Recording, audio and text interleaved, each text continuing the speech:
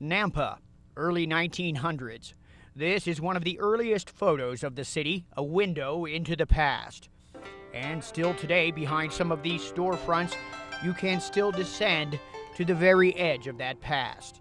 This is the theory of the Chinese tunnels, which is the interconnecting basements. You could go at certain points in Nampa history from basement to basement to basement. That's what we're looking at right here. Joe Bell has studied the question of Nampa's Chinese tunnels for years. Underneath this building, which dates back to 1909, this, clearly a sealed-off entrance to a passageway. A couple of blocks away beneath Pete's Tavern, as you delicately navigate the old wooden steps into the basement, you can also feel yourself coming to the edge of another era.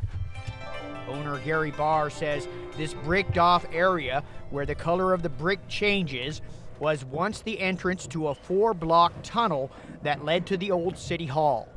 The Chinese done their laundry carts through there, and they were also done for the opium dens. The Chinese also used the tunnels to avoid persecution around the turn of the 20th century. This alley just off First Street and east of 12th Avenue is one of the first places those immigrants gathered when Nampa was young. It's actually called Wall Street.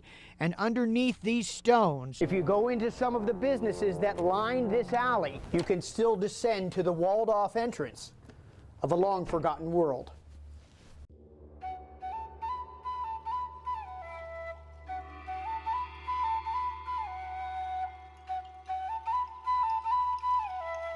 According to some people that have a lot of knowledge of this building, and I talked to a mechanical contractor one time, and he said that there's a Chinese ghost that inhabits this building back from the early 19th or 20th century, and supposedly people have seen him. It's possible use of opium dens here in downtown Nampa.